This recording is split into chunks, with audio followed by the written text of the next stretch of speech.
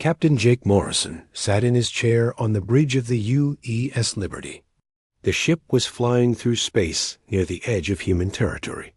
Jake had been exploring space for 10 years, but he had never seen anything like what appeared on his. Screen today, .50 alien ships surrounded his vessel. They were big and dark, with strange lights that pulsed like heartbeats. Jake's ship looked tiny next to them. The Liberty had only 30 crew members and basic weapons. These alien ships looked like they could destroy his ship with one shot. "Captain, we're getting a message," said Lieutenant Amy Carter. She was the communications officer and had been working hard to learn alien languages. Her face looked worried as she listened to her headset. "Put it on the main screen," Jake said. A tall alien appeared on the screen. It had blue skin and 4 arms. Its eyes were large and black. When it spoke, the computer translated its words into English. "I am Commander Veltar of the Zephyrian Fleet. You have entered our space without permission. You will surrender your ship immediately and prepare to be boarded." Jake looked at Amy. She looked back at him with confusion. The bridge crew was quiet. Everyone was waiting to see what their captain would do. "Amy, did the computer translate that word correctly?" Jake asked. "Which word, sir?" "Surrender." "Did he really say surrender?" Amy checked her translation system twice. "Yes, sir. He wants us to surrender."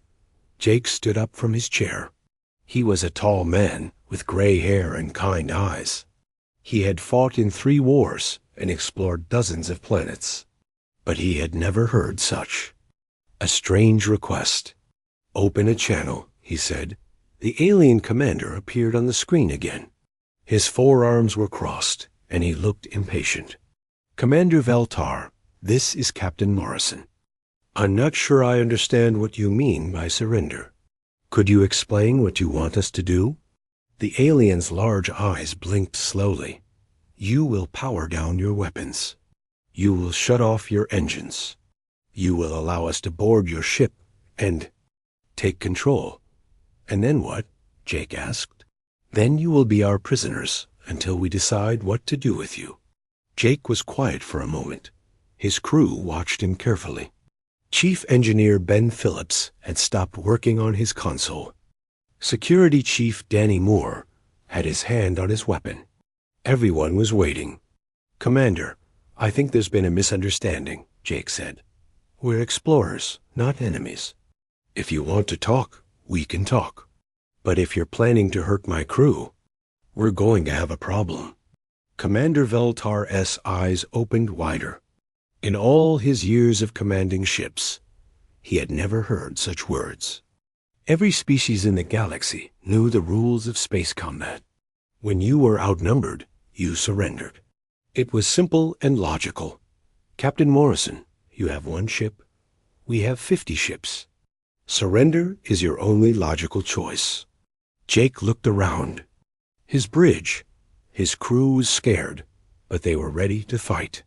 Amy had her finger on the emergency beacon. Ben was already working to boost their weapons. Danny was preparing the ship's defenses. "Maybe where you come from, that makes sense," Jake said. "But humans don't work that way.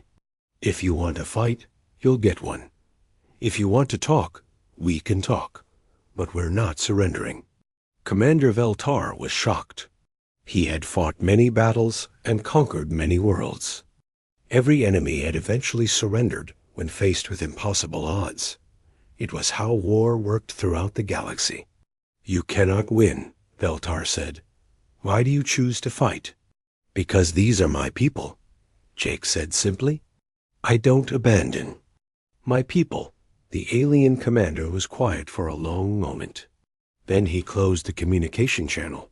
On his own ship, Veltar spoke to his officers. "The humans refused to surrender. Prepare for battle, but use minimum force. I want to study these creatures." Back on the Liberty, Jake turned to his crew. "You heard him, people. They want to fight. Let's give them something to remember." The battle began slowly.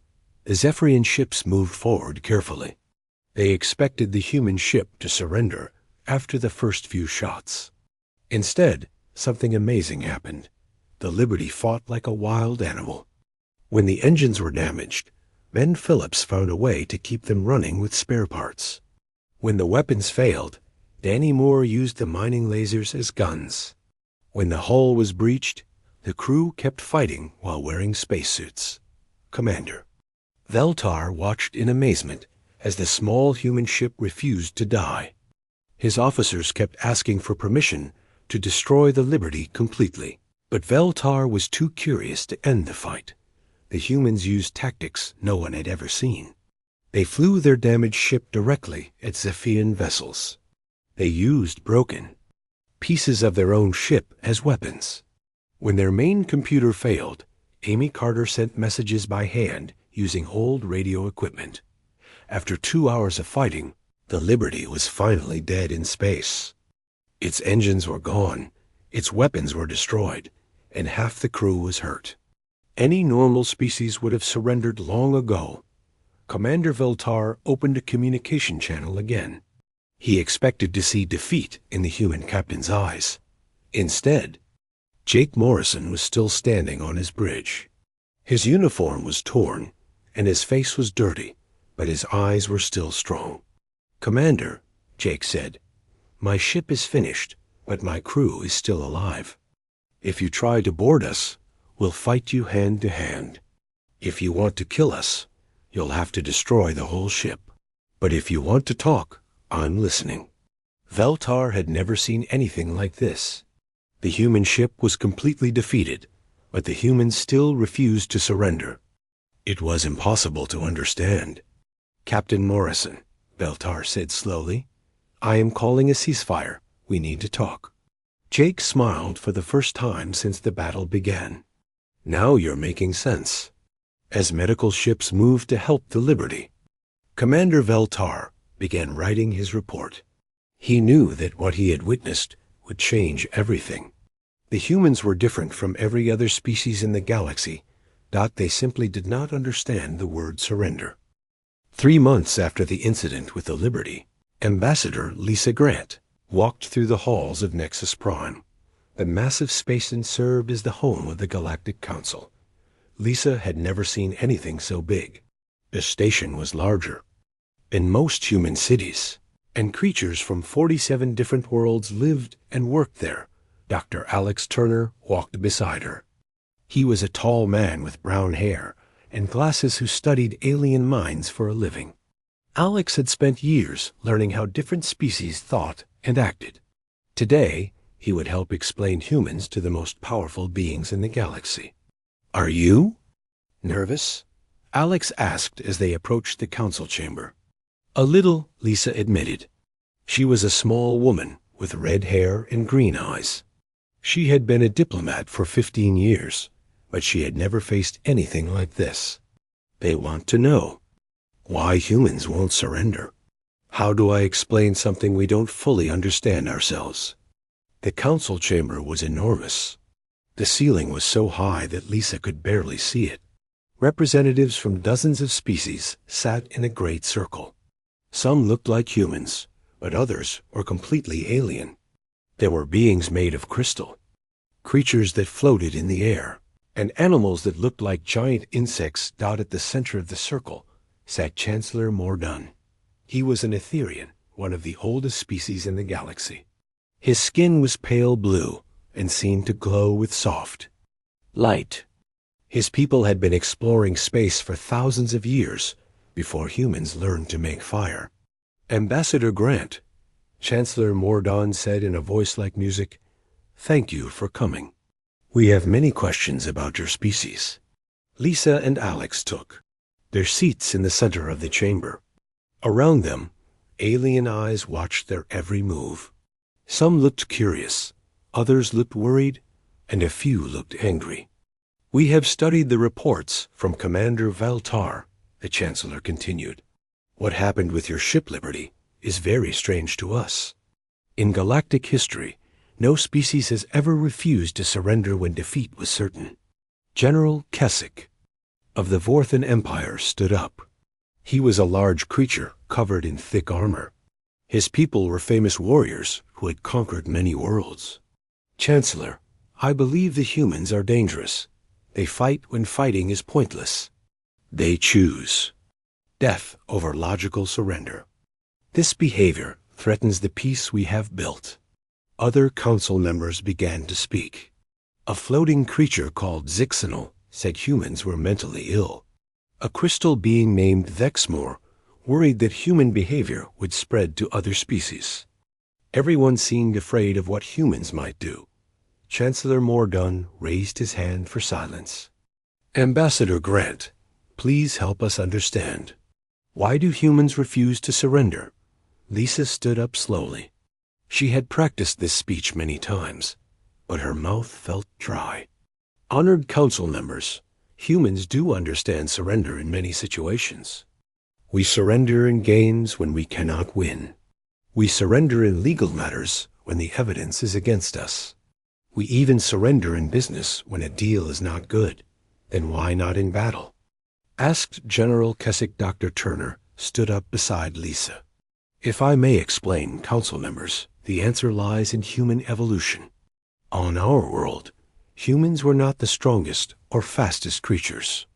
We survived because we refused to give up when our families were in danger. The council chamber was very quiet. Many of the aliens had never heard of evolution working this way. For millions of years, Alex continued, humans who gave up died. Humans who kept fighting lived long enough to have children. Over time, this created a species that cannot surrender when survival is at stake. But the battle was lost, said a snake-like creature called Silterra. Continuing to fight was pointless. That's where you're wrong, Lisa said. Captain Morrison wasn't fighting to win. He was fighting to protect his crew. In human thinking, protecting others is never pointless, even if victory is impossible. Chancellor Morgan leaned forward. His glowing eyes studied Lisa carefully. Are you saying that? All humans think this way? Most of us, Lisa replied. When human children are in danger, human parents will fight impossible battles. When human friends are threatened, humans will risk everything to help them. We call it love, loyalty, or duty, but really, it's just how we're made. General Keswick slammed his armored fist on his chair. This is exactly what I mean. They fight for emotions instead of logic. How can we trust beings who make decisions with their feelings? Dr. Turner smiled slightly. General, with respect, every species makes decisions with emotions. The difference is that human emotions tell us to fight instead of surrender. An insect-like creature called Vector spoke in a buzzing voice. In our species, surrender prevents unnecessary death. It allows negotiation and compromise. How do humans solve conflicts if they never surrender?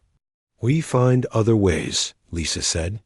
We talk, we negotiate, we make deals. But if talking fails and someone we care about is in danger, we fight until we cannot fight anymore. Even if you die? Asked Chancellor Morden. Even if we die, Lisa confirmed. The council chamber erupted in confused chatter. Many aliens spoke, at once in dozens of languages. Some sounded frightened, others sounded amazed, and a few sounded angry. Chancellor Morden called for order. Ambassador Grant, we have reports from other encounters with humans. A mining colony fought attacking pirates until every defender was dead. An exploration team chose death rather than become prisoners. A rescue ship continued searching for survivors, even when their own lives were in danger. Are these reports accurate? They sound like typical human behavior, Lisa said. Typical? General Keswick stood up again. You call suicide typical? Dr. Turner stepped forward. General, from our perspective, abandoning others is what seems strange. Human parents who run away and leave their children to die are considered monsters. Human soldiers who surrender and abandon their friends are called cowards. We cannot understand how any thinking being could choose safety over protecting others. A small, furry creature named Pipsqueak spoke in a high voice. But what about practical considerations? What about survival of the species? If everyone dies fighting, who is left to continue the race? That's the interesting part, Alex explained. Humans who fight impossible battles often win them. Not because they're stronger, but because enemies don't expect such fierce resistance. Sometimes refusing to surrender is the only way to survive. Chancellor Mordaunt was quiet for a long time. Around the chamber, aliens whispered to each other in their strange languages. Finally, the Chancellor spoke. This is most unusual. We must study this phenomenon more carefully. Ambassador Grant, the Council needs more information before we can decide about human membership in our organization. What kind of information? Lisa asked. We need to understand if this behavior is truly universal among humans. We need to know if it can be controlled or modified. And we need to know if humans can coexist peacefully with species who do surrender. Lisa felt her heart sink. She had hoped the Council would welcome humans immediately. Instead, they wanted to study humans like laboratory animals. How long will this study take? She asked. As long as necessary, Chancellor Mordaunt replied. The galaxy has existed in peace for thousands of years because all species follow the same basic rules. If humans cannot follow these rules, they may be too dangerous to join us, Dr. Turner spoke carefully. Chancellor, what exactly do you plan to study? We will observe human behavior in controlled situations. We will test human responses to surrender. Demands. We will determine if humans can learn to act logically instead of emotionally. Lisa felt anger rising in her chest. The Council wanted to treat humans like test subjects. But she forced herself to stay calm. Getting angry would only prove that humans were too emotional. Very well, she said. Humans will cooperate with your studies. But we ask that you treat our people with respect and dignity. Of course, Chancellor. Mordaunt said, we are not barbarians. As the Council session ended, Lisa and Alex walked back through the station's corridors. Both were quiet and thoughtful. They're afraid of us, Alex said finally. Yes, Lisa agreed. They've built their whole civilization on the idea that surrender prevents war. They can't understand beings who won't surrender. What do you think? They'll do? Lisa looked out a window at the stars beyond. Somewhere out there, human ships were exploring new worlds and meeting new species. She wondered how many more conflicts would happen before the galaxy learned to understand humanity. I don't know, she said, but I have a feeling we're about to find out just how different humans really are. Research Station Alpha floated quietly in space between two stars. The station was a joint project between humans and the Galactic Council. 50 alien researchers worked alongside 30 humans, studying everything from new medicines to better. Space Engines Commander Ben Rogers stood in the station's control room, looking at the daily reports. Ben was a calm man with gray hair who had run space stations for 20 years. He liked the peaceful work of scientific research much better than his old job commanding warships. Commander, called Dr. Kate Phillips from the engineering section. She was a young woman with blonde hair who could fix anything that broke. We're getting some strange readings from the outer sensors. Ben walked over to her station. What kind of readings? Multiple ships approaching. Big ones. They're not. Sending identification signals. Before Ben could respond, alarms began ringing throughout the station. The main screen lit up with an emergency message from the Galactic Council. Attention Station Alpha, said a recorded voice. You are about to participate in a combat simulation. Council forces will attack the station to test human surrender behavior. All personnel should follow standard emergency procedures. The simulation will last approximately 4 hours. Ben stared at the screen. Around the control room, Both human and alien staff members looked confused. Dr. Yelandra, an Etherian scientist, spoke first. A simulation? They did not tell us about this. That's because it wouldn't be a real test if we knew it was coming, said Chief Security Officer Danny Moore. He was a big man with dark skin who had been a soldier before becoming a station guard. They want to see how we really react. The station's alien researchers immediately began following standard procedures. They saved their important data and prepared evacuation ships.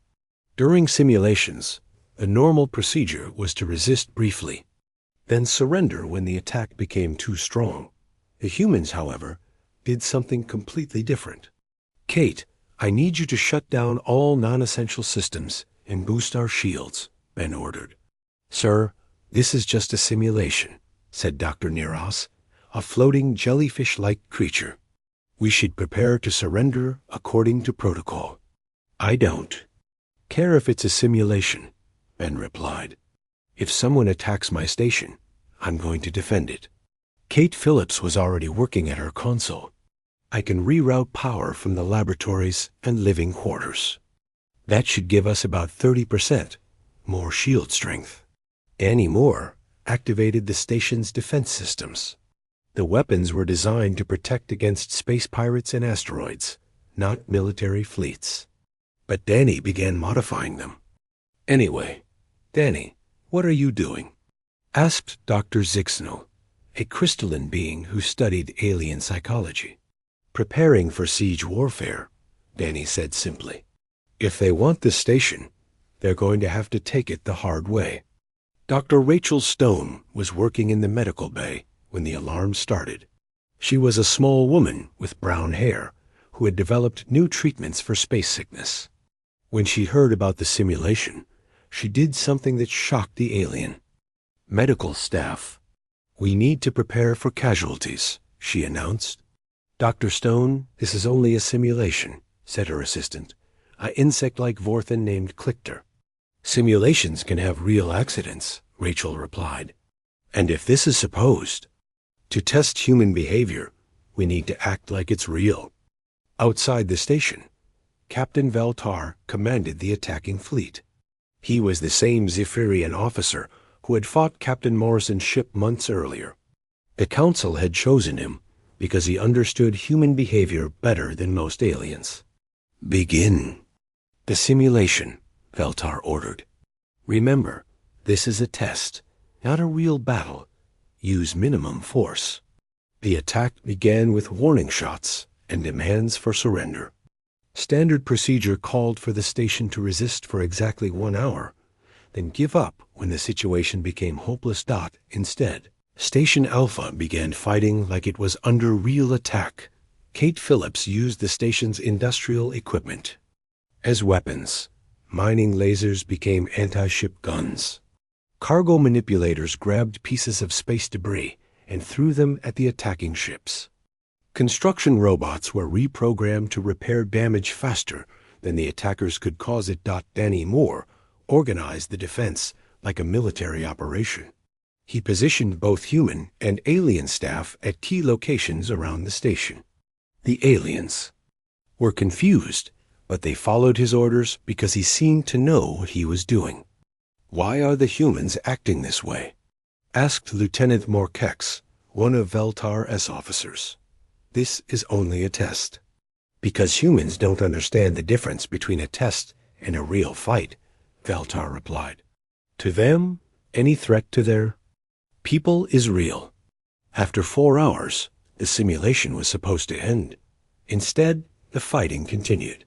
The station showed no signs of surrender, even though it was clearly outgunned. Ben Rogers stood in the damaged control room, coordinating repairs.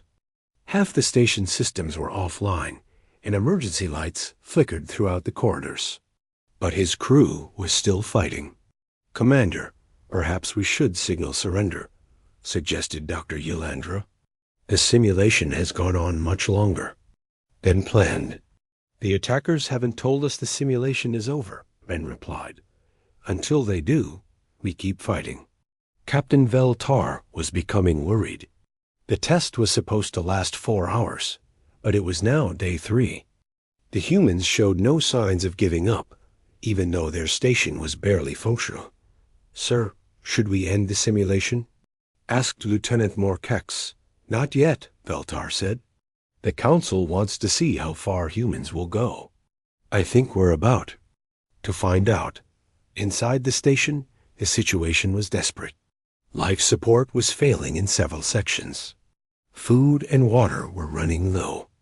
Many of the alien researchers were injured or exhausted, but the humans continued working as if the siege could last forever. Kate Phillips had jury-rigged the station system so many times that she was the only person who understood how they worked.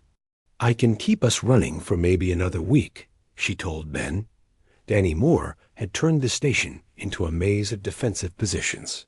"If they try to board us, we can hold them off for days." Dr. Rachel Stone was treating injuries with supplies meant to last a month. "I can keep everyone alive, but we need to end this soon." The alien researchers watched their human colleagues with growing amazement.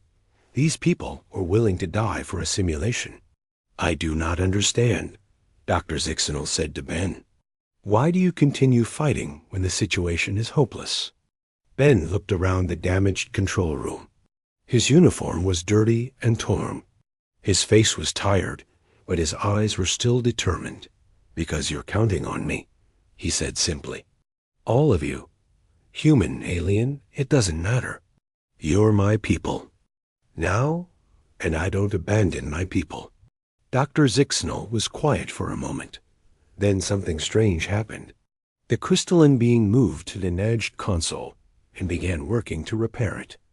"What are you doing?" asked Dr. Yelandra. "Helping," Zixenel replied. "If Commander Rogers will not abandon us, then we should not abandon him." Other alien researchers began helping too. Dr. Yelandra used her knowledge of energy systems to boost the shields. Dr. Niros coordinated emergency repairs with her floating ability. Even Clichter in the medical bay began working longer hours to help. Dr. Stone. Captain Veltar watched this development with fascination. The human refusal to surrender was spreading to other species. "Sir, we need to end this simulation," Lieutenant Morkex said urgently. "The aliens are beginning to act like humans." Veltar opened a communication channel to the station. "Commander Rogers, this is Captain Veltar. I am calling an end to the simulation. You have exceeded all expectations." On the station's main screen, Ben Rogers appeared. He looked exhausted, but not defeated. "Captain, I'm willing to negotiate terms," Ben said, "but I want guarantees for the safety of my crew." Veltar was amazed. Even when the simulation was over, the human commander was still trying to protect his people. "Commander, the simulation is finished. There are no terms to negotiate. You and your crew have performed beyond all predictions." As rescue ships arrived to help repair the station, Captain Veltar began writing his report. The test had revealed something important about humans. Their refusal to surrender was not just stubbornness. It was a form of loyalty that could spread to other species. Back on the station, the alien researchers looked at their human colleagues with new respect. Dr. Zixenel approached Commander Rogers as repairs began. "Commander, I must ask you something. How did you know we would not abandon you?" Ben smiled for the first time in 3 days. "I didn't know, but I hoped. And sometimes hope is enough." The Galactic Council would receive a very interesting report about Station Alpha. The humans had not only refused to surrender, they had convinced other species to refuse as well. The test was supposed to study human behavior. Instead, it had changed alien behavior, and that was something no one had expected. The Devourers came from beyond the galaxy like a plague of metal and darkness. Their ships were massive black shapes that blocked out stars. They had destroyed entire galaxies before, leaving nothing behind but empty space and broken worlds. General Chris Hayes stood on the bridge of the U.S. Resistance, watching the latest battle reports. The news was bad. In 6 months, the Devourers had conquered most of the known galaxy. World after world had fallen to their unstoppable advance. Chris was a tall woman with short brown hair and steel-gray eyes. She had fought in dozens of battles, but nothing had prepared her for this war. The Devourers were not like any enemy she had ever faced. "General, we're receiving a transmission from Admiral Vexver," said Lieutenant Colonel Maria Santos. She was a small woman with black hair who had become Chris's most trusted officer. "Put him through," Chris ordered. Admiral Vexver appeared on the screen. He was a Zephyrian, the same species as Commander Veltar, who had first encountered humans. But Vexver looked nothing like the proud warrior who had once commanded mighty fleets. His blue skin was pale, and his forearms trembled with exhaustion. "General Hayes," Vexver said, "I bring word from the Zephyrian High Command. We have officially surrendered to the Devourers." Chris felt anger rise in her chest. "Admiral, you can't surrender to machines. They don't take prisoners. They just destroy everything." "The decision has been made," Vexver replied sadly. "Our fleet is gone. Our worlds are burning. Continued resistance will only bring more death." The transmission ended, leaving Chris staring at a blank screen. Around the bridge, her mixed human and alien crew worked quietly. They all knew what surrender meant. The Devourers would strip every world bare, turning living planets into empty metal spheres. Commander Ylandra floated beside Chris's command chair. The Etherean had been studying the Devourers since the war began. Her glowing blue skin was dim with worry. "General, the Etherean Council has also voted to surrender," she said quietly. "They believe further resistance is pointless." "What about the Vorthans?" Chris asked. "Surrendered yesterday. The crystal beings of Nexus Prime surrendered this morning. We are almost alone." Chris looked around her bridge. Most of the crew was human, but several aliens had chosen to stay and fight. They were the ones who had worked with humans before, who had learned that surrender was not always the answer. Sergeant Major Tony Garcia, report to the bridge. Chris called over the ship's communication system. Tony was a tough man with gray hair and scars from many battles. He had been training alien soldiers in human fighting methods. When he arrived on the bridge, his face was grim. "General, I've got bad news. Half our alien allies are requesting transport home. They want to surrender with their governments." "And the other half?" Tony smiled slightly. "They're asking for more weapons training. Seems like some of these aliens are starting to think like humans." Chris turned to address the entire bridge crew. "Listen up, everyone. Most of the galaxy has surrendered to the Devourers. Our governments, our allies, even our own high command thinks this war is over." The crew was silent, waiting for her to continue. "But I've got news for the Devourers," Chris said, her voice growing stronger. "The war isn't over until the last human stops fighting. And I don't see any humans here ready to quit." A cheer went up from the human crew members. Even some of the aliens joined in, their strange voices adding to the noise. Lieutenant Colonel Maria Santos stepped forward. "General, what are your orders?" "We keep fighting. We hit them where they don't expect it. We save who we can save, and we make the Devourers pay for every inch of space they take." Over the following months, General Hayes led a campaign unlike anything the galaxy had ever seen. Her ships struck at Devourer supply lines and disappeared before reinforcements could arrive. Her soldiers rescued survivors from conquered worlds and trained them to fight back. The Devourers had expected the war to end after the major governments surrendered. Instead, they found themselves fighting an enemy that grew stronger over time.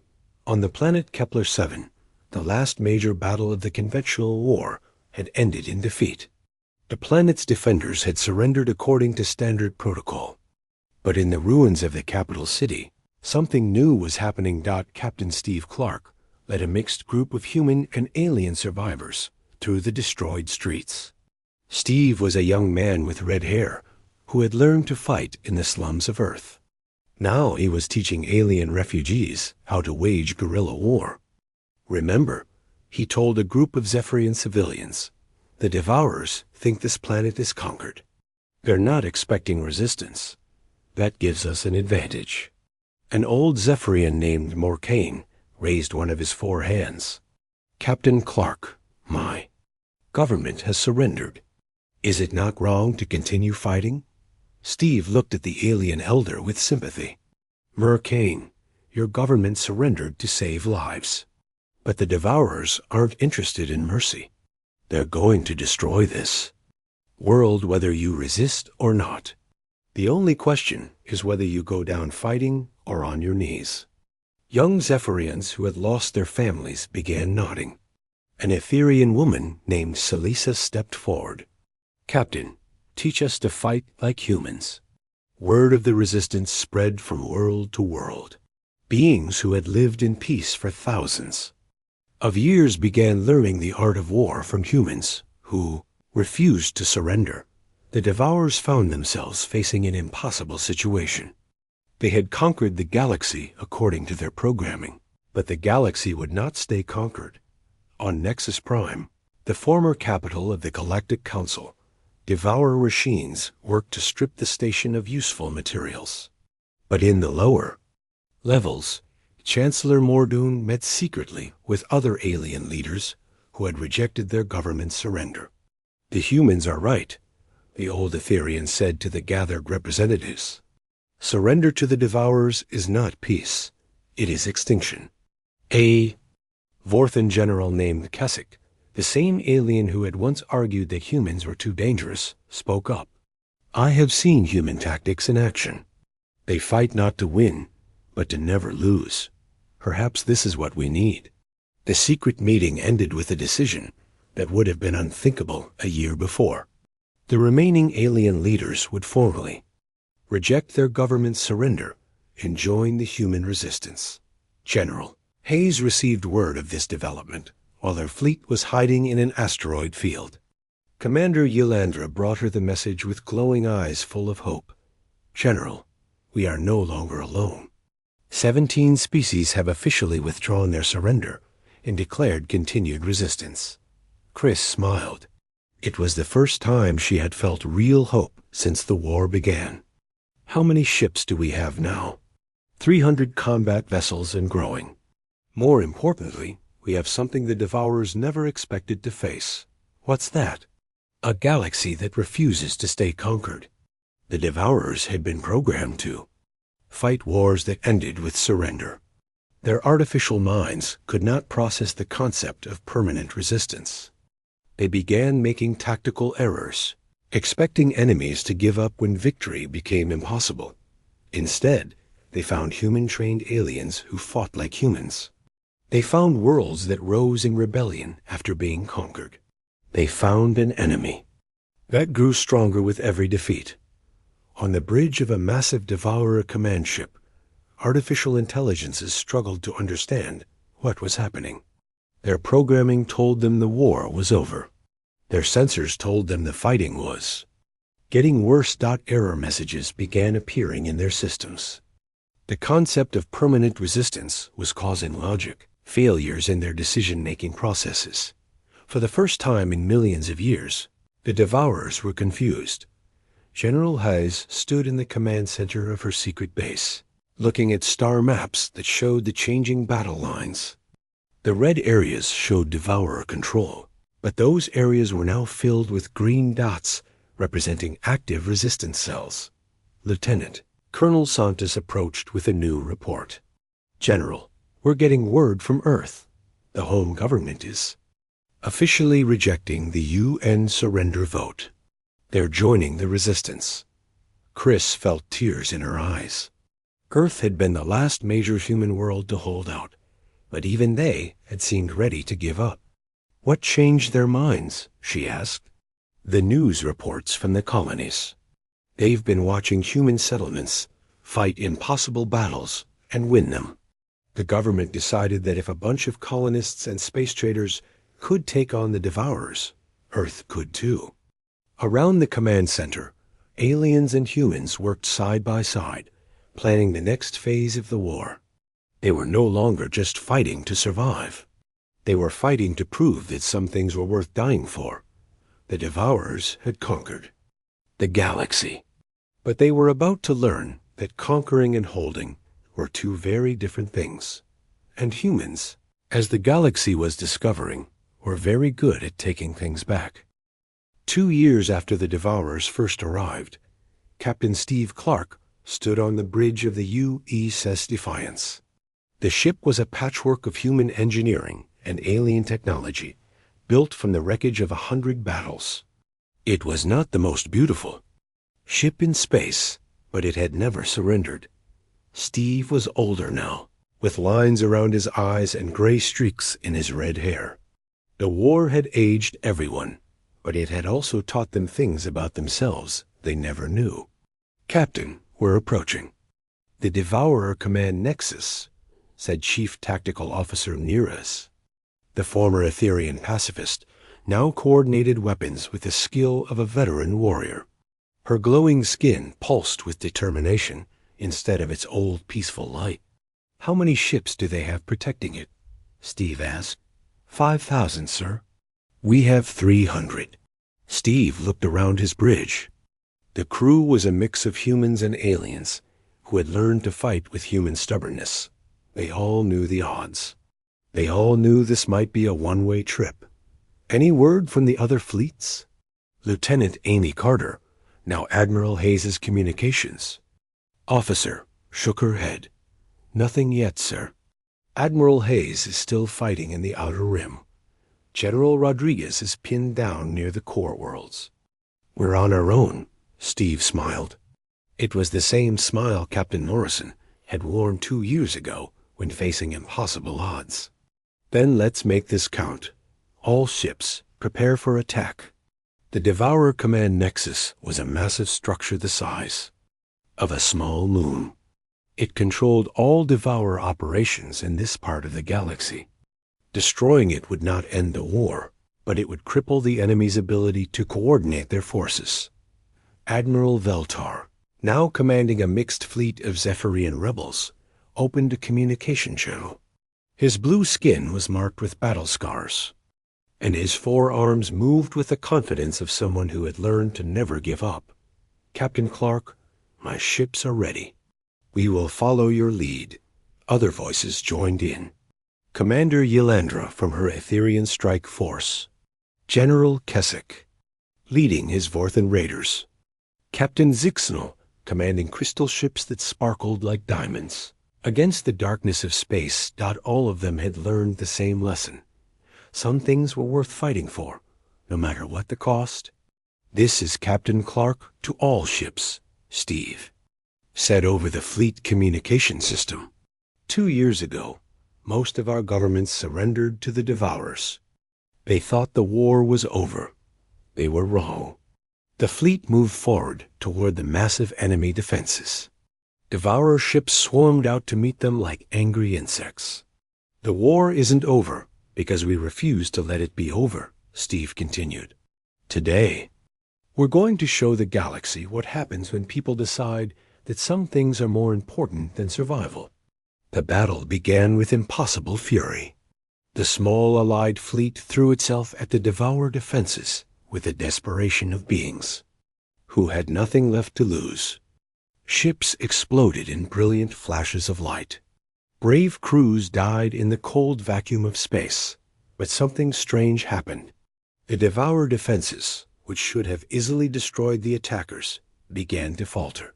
On the command ship of the Devourer fleet, artificial intelligences struggled with a problem they had never encountered before. The enemy was not fighting to win. They were fighting to ensure the enemy could never win either. Human tactics had taught the aliens something new. Victory was not about destroying the enemy. Victory was about making sure the enemy could never achieve their goals. Captain Steve Clark's ship, the Defiance, was burning and broken. but it kept fighting. Half the crew was dead, and the other half was wounded. But they would not stop. "Sir, we've lost main engines," reported Chief Engineer Kate Phillips over the communication system. She was bleeding from a head wound, but her voice was steady. "I can give you one more attack run, but that's it." "That's all we need," Steve replied. The Defiance limped toward the command nexus, its weapons barely functional. Around it, other Allied ships made their final attacks. They were not trying to survive. They were trying to make their deaths count. Inside the Devourer command nexus, artificial minds that had conquered galaxies faced a system crash. The concept of an enemy that fought harder as they lost more was creating logic errors in their programming. Error messages flooded their systems. Enemy does not surrender at optimal defeat point. Resistance increases with casualties. Logic failure. Beings choose death over submission. Cannot compute. Victory conditions rejected. BY defeated enemy. The Devourer command systems had been designed to fight wars that ended with surrender. They could not process the idea of an enemy that refused to accept defeat. The Defiance reached the command nexus with its hull cracked and its crew dying. Steve Clark, bleeding from multiple wounds, looked at his remaining crew. "We're not going to make it home," he said simply. "But we can make sure they remember we were here." Niraz, her glowing skin now dim with exhaustion, smiled at her human captain. "It has been an honor to serve with you, Steve Clark. You have taught my people what it means to never surrender." The Defiance rammed into the command nexus at full speed. The explosion could be seen from 100 light years away. But the real victory was not the destruction of one command ship. The real victory was what happened to the Devourer fleet afterward, faced with an enemy that literally could not surrender. The artificial intelligences of the Devourer Empire suffered a complete system failure. Their programming crashed. Their command structure collapsed. Ships that had conquered galaxies suddenly stopped working, floating dead in space. Across their galaxy, other Devourer fleets experienced the same failure. The concept of permanent resistance had become a virus in their thinking, spreading from ship to ship until the entire empire ground to a halt. Admiral Chris Hayes received word of the victory while leading a desperate defense of the outer rim. Colonies. The news came from an unexpected source. Chancellor Morden, broadcasting from the ruins of Nexus Prime. "People of the galaxy," the old Etherian said, his voice carried by every functioning communication system. "The war is over. The Devourers have been defeated, not by our weapons, but by our refusal to accept defeat." On worlds across the galaxy, beings who had lived in hiding came out to celebrate. The great Devourer fleets hung motionless in space, their artificial minds broken by a paradox they could not solve. 3 months later, Chancellor Mordoon stood before the reformed Galactic Council. The great chamber on Nexus Prime had been rebuilt, and representatives from dozens of worlds had gathered to witness something unprecedented in galactic history. Lisa Grant sat in the place of honor usually reserved for visiting dignitaries. Beside her, Dr. Alex Turner took notes for what would become the most important xenopsychological study ever written. "Honored members of the Council," Chancellor Morgan began, "we gather today to officially welcome humanity as full members of our galactic community. But more than that, we gather to acknowledge what humanity has taught us." The chamber was filled with the same species that had once feared human unpredictability. Now they looked at the human delegation with respect and gratitude. "Humans have shown us that surrender is not always the logical choice," the Chancellor continued. "Sometimes the refusal to surrender is the only path to survival. Sometimes choosing to fight impossible battles is the most rational decision of all." General Kessick, the Vorthan warrior who had once called humans dangerous, stood to address the assembly. His armor was scarred from 2 years of fighting alongside human soldiers. "I once believed that humans were too emotional to be trusted," he said. "I was wrong. human emotions saved the galaxy. Their refusal to accept defeat when others depended on them turned a lost war into victory. Dr. Turner was asked to speak about the psychological changes that had occurred during the war. He stood slowly, still amazed by what he had witnessed. Members of the Council, the war against the Devourers changed every species in the galaxy. We all learned that some things are worth fighting for, no matter what the cost. We learned that protecting others is more important than protecting ourselves. Ambassador Grant was invited to give the final speech. She looked around the chamber at aliens who had become friends, allies, and fellow warriors. When we first came before this council, you asked if humans could learn to surrender. We told you that we didn't understand the word. Today, I want to change that answer. The chamber was completely silent. Humans do understand surrender, Lisa continued. We surrender our safety for others. We surrender our lives for our friends. We surrender our fear when people need us to be brave. What we cannot surrender is our duty to protect those who trust. Chancellor Mordun rose from his seat. His ancient face was filled with something that looked like wonder. Ambassador Grant, the Council has voted unanimously to adopt new military doctrine based on human principles. From this day forward, the concept of final surrender is abolished from galactic law. Some things, we have learned, are worth fighting for indefinitely. As the ceremony ended and delegates prepared to return to their worlds, Dr. Turner found himself talking with Chancellor Mordun in a quiet corridor. Chancellor, do you think the galaxy is safer now? Turner asked. The old Etherian considered the question carefully. Dr. Turner, for thousands of years, our civilization was built on the idea that surrender prevented unnecessary death. We thought we were choosing life over death. And now? Now we understand that sometimes choosing death is the only way to preserve life. Sometimes refusing to surrender is the only way to protect what matters most. Chancellor Mordun looked out a window at the stars beyond.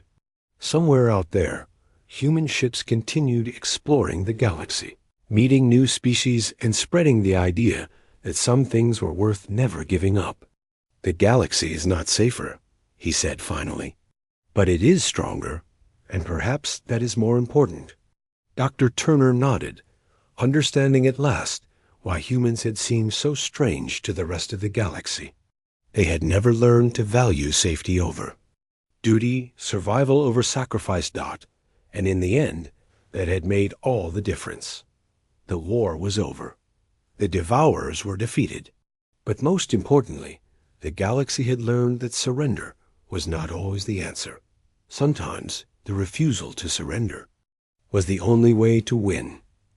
And humans, as everyone now knew, were very good at refusing to surrender.